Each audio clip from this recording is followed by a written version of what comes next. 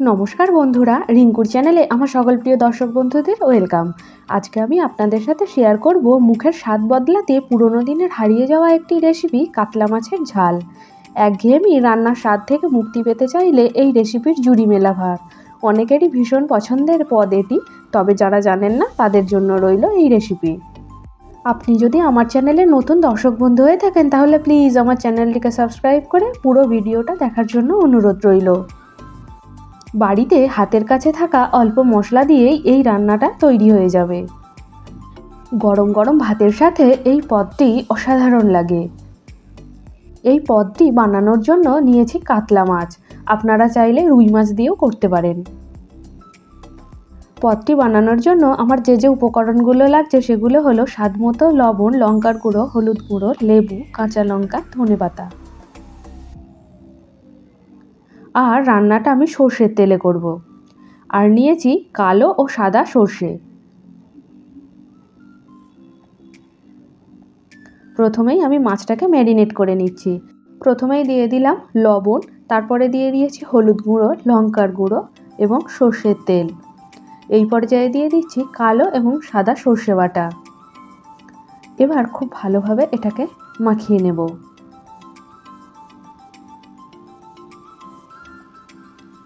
এটা আমি 20 মিনিটের জন্য ঢেকে রেখে দেব। 20 মিনিট পর ফিরে এসেছি। এবার এর মধ্যে আমি দিয়ে দিচ্ছি পরিমাণ মতো জল।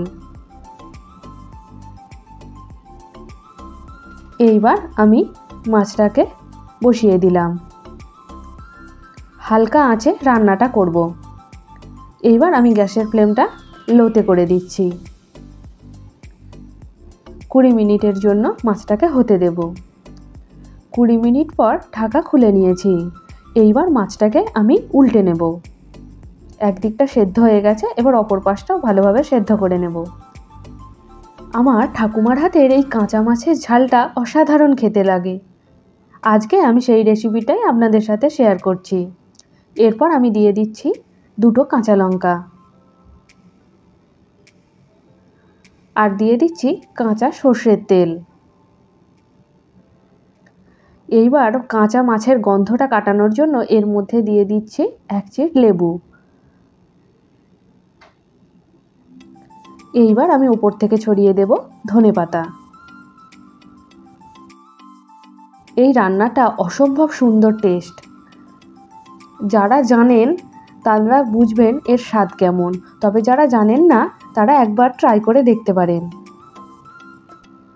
এটা মিনিট 5 মতো আমি ফুটিয়ে নিলাম। তৈরি হয়ে গেছে কাঁচা মাছের ঝাল।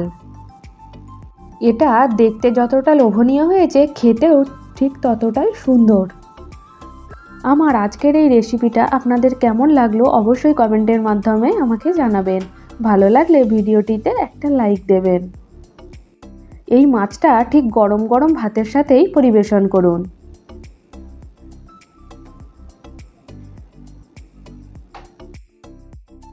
আজকে এ পর্যন্তই। আবার আপনাদের সাথে দেখা হবে অন্য একটি পর্বে, অন্য একটি নতুন ভিডিওর সাথে। ততক্ষণ আপনারা সবাই সুস্থ থাকবেন, সাবধানে থাকবেন, ভালো থাকবেন। আর নিত্য নতুন ভিডিও পাওয়ার জন্য অবশ্যই আমার চ্যানেলটিকে সাবস্ক্রাইব করবেন।